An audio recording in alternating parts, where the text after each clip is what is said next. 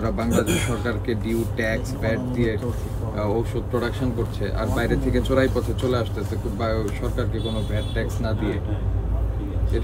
এটা তো শাস্তিযোগ্য অপরাধ। আপনার যেহেতু এখানে লাইসেন্স এখনো নেননি, আবেদন করেছেন, লাইসেন্সে একদম পরিষ্কার শর্তই আছে যে আপনি অনুমোদিত ঔষধ বিক্রয়ের জন্য সংরক্ষণ এগুলি করতে পারবেন না। এটার একটা করেন, কি লিস্ট বলে একটু সিজার লিস্ট করে ফেলেন। এই ড্রয়ারটা খুলেন তো।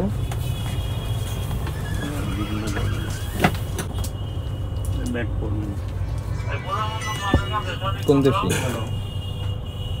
বাইরে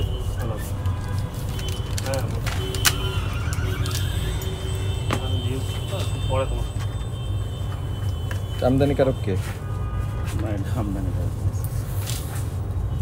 কে লেখে এই ওষুধ?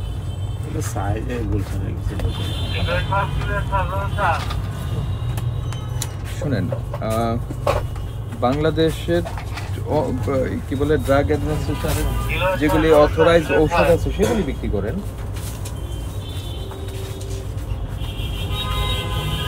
এটা কোন দেশি?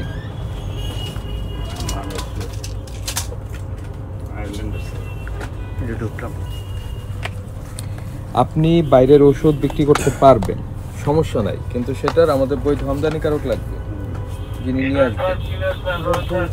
আমদানিকারক ছাড়া তো আপনি এই ওষুধ বিক্রি করতে পারবেন না। এই ড্রায়ারটা খুলে 70 টাকা রাখেন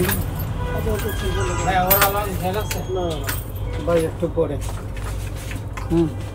70 টাকা রাখেন।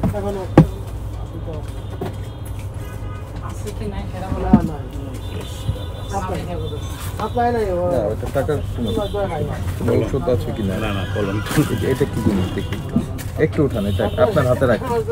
হ্যাঁ, হাতে রাখেন, উঠান। এগুলি কি কোম্পানি দেয়? ঠিক আছে ভাই, এটা লাগিয়ে যে 70 টাকা রাখেন এখানে, ওনারা দিয়ে দিবেন। রাখেন।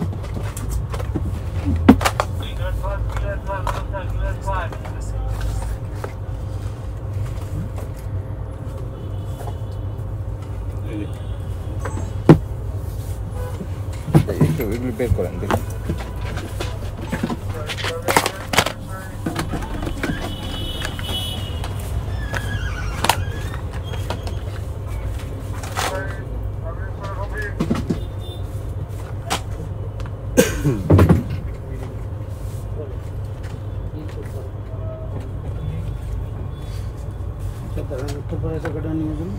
একটু বলেন আপনার ব্যাখ্যা কি?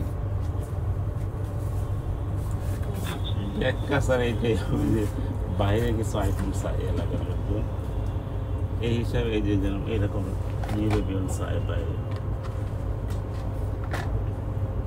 এটা মানে এপিলেপসির জন্য আসলে।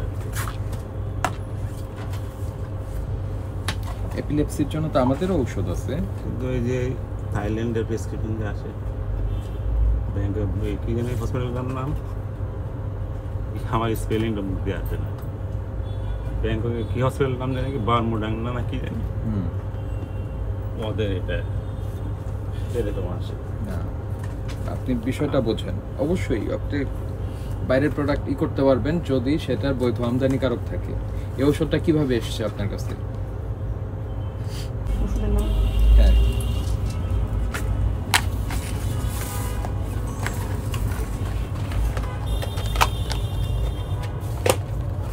যখন আমদানিকারক এটা নিয়ে আসবে তখন আমদানিকারকের সিল থাকবে, তিনি বাংলাদেশি মূল্য মানে এখানে এমআরপিতে মূল্যটা উল্লেখ থাকবে।